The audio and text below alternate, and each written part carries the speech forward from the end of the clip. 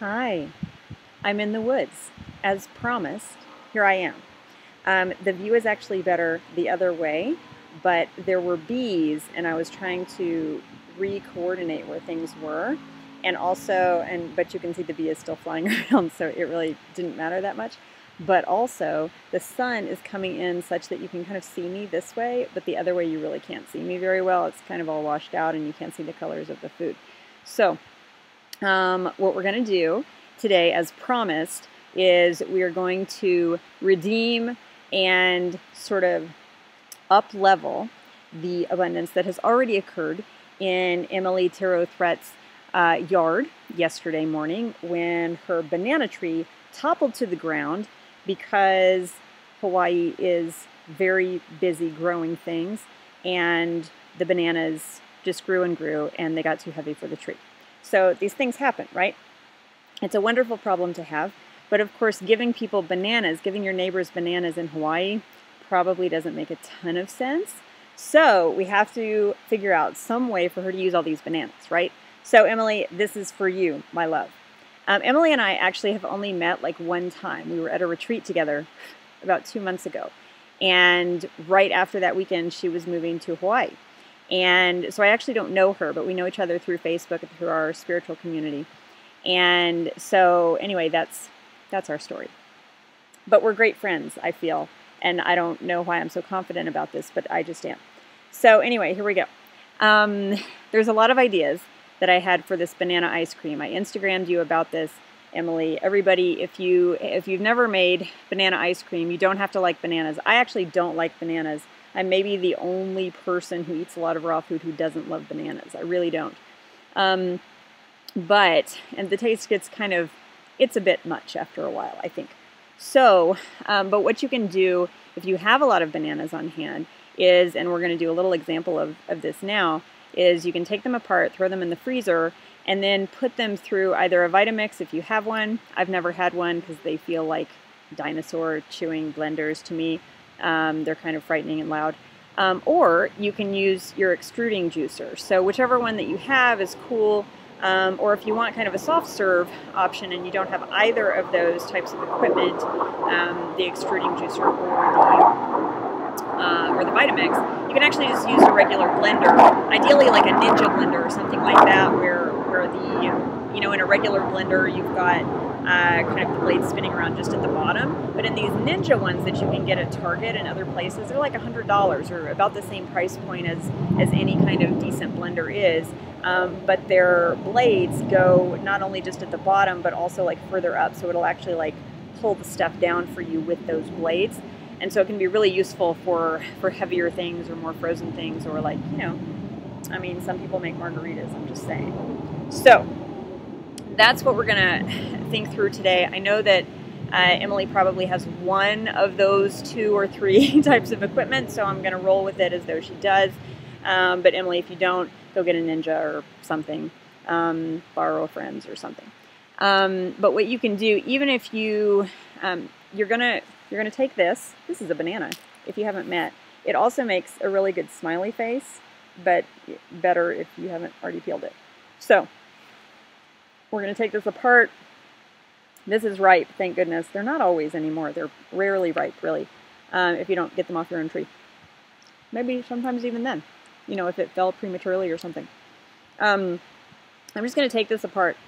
And if you have if you have a pretty strong blender, this is fine. These 2 pieces, this is as small as it needs to get. But if you don't, and if you're just using kind of a regular Proctor Silex or whatever blender that has a little bit smaller motor to it, just do them in smaller pieces, okay? It's not rocket science here, right?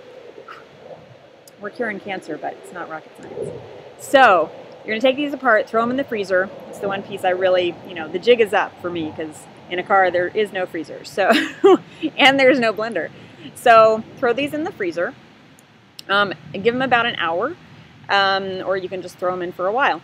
You don't want to throw them in too long. A lot of raw foodists will say, oh, any old bananas, throw them in the freezer. But I'm going to tell you that the longer these freeze, the less emulsifying action they're going to have. And so if you want to make them into a smoothie, they're simply not going to froth for you.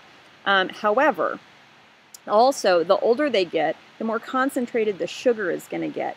And so that can be a benefit too. So if you're baking with them, or if you want to make like a fudge swirl out of them or something like that, a syrup, then you want them to be, you know, almost black, really, because they'll get a little liquor to them, and they'll have more concentrated sugar. So in this case, I'm going to assume, Emily, that your bananas are just sort of exactly ripe, not brown, not green. So these have, let's say for a second, these have gone into the freezer for at least an hour, maybe overnight, maybe longer, maybe you went on vacation, maybe you're in the woods, I don't know. So we take these out, right? What we're going to do is put them through the extruder or into the blender but the extruder not as though you are juicing. Don't put those types of attachments on there. You're just going to do as though you were like pushing meat through or making nut butter or something like that is what we're looking for. So not the very fine mash or anything like that. So we've got these, and then you want to add your flavors. Now, Emily, there are so many flavors have come to me, and a lot of these kind of play off of each other. And so if you like one part of a flavor that I give you but not the other part, add another part of the other, you know, of something else that I share, or add something that I didn't share and that you just know. Okay, you ready? Here we go. Here are the flavors. So first off, we have mint and carob. Now, let me be very clear here. And I only feel that I need to say this because when I was at the grocery store earlier and they were explaining to me that they didn't have carob, the health food store, mind you, that they did not have carob, but that here were some chocolate chips that would help. And I explained to them why in the world would I want chocolate chips if I asked for carob?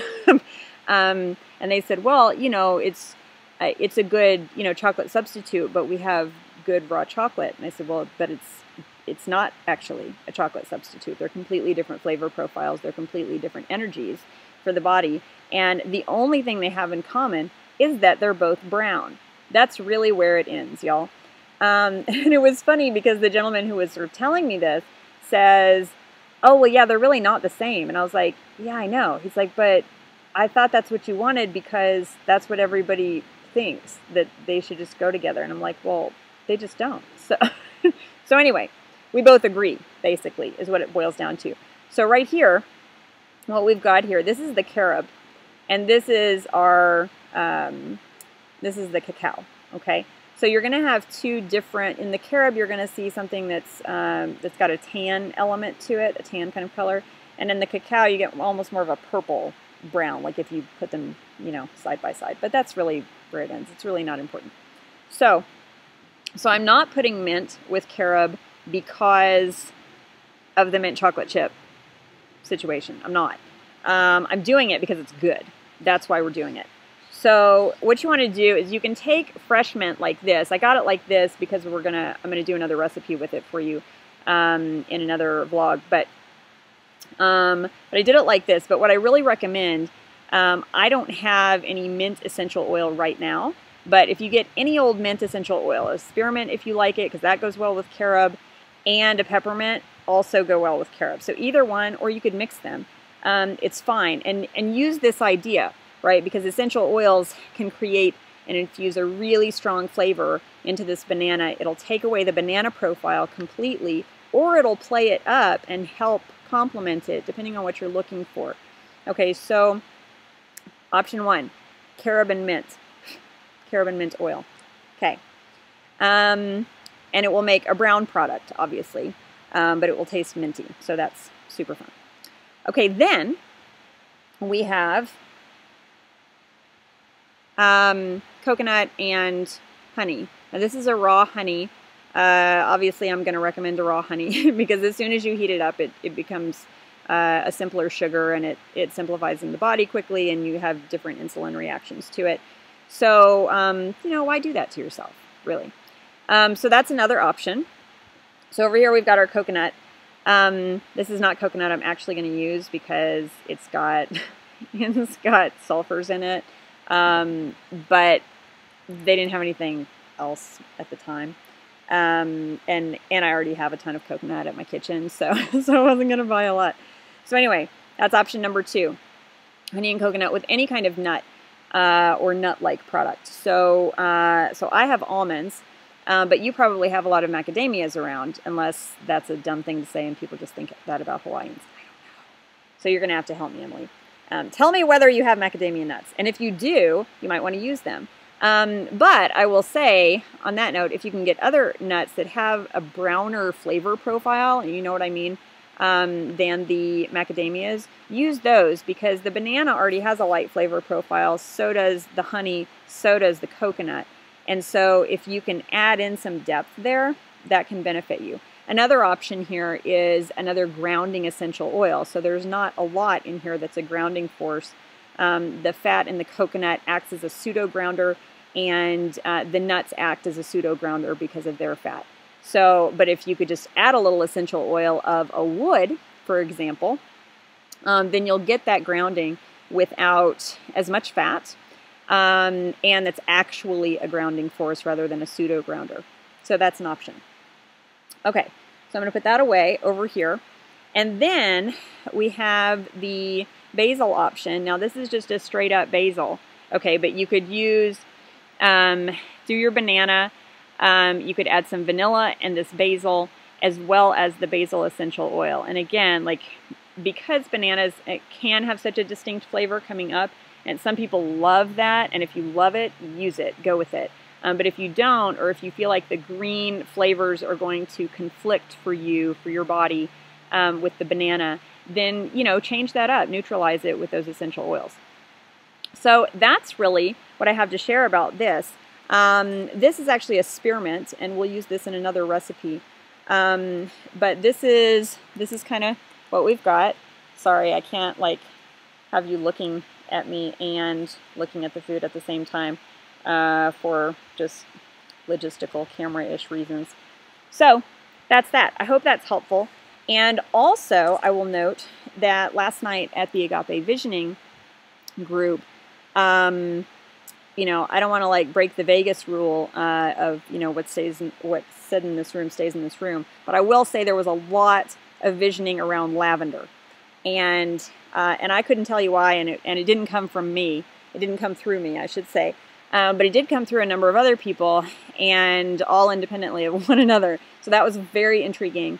There were lavender notes and honey notes to the feel and love and vibration of what people were feeling about the spiritual center and what it actually is in the world and what it's bringing forth. So some kind of complementarity is extant right there. And so I want to share that with you, Emily, because since you couldn't be there because you were in Hawaii, I thought you might want to know. So if you want to, I know I'm going to use some of that in some of my product development coming up, because I think they're lovely flavors that go together, and I know that if that many people are visioning about them, there's something very powerful happening with them. But it would be beautiful with the banana as well, and you do get, the lavender actually does have some grounding, kind of mustier forces to it. It's fairly close to the ground, and I don't know why it seems to have some grounding forces to it, but it does.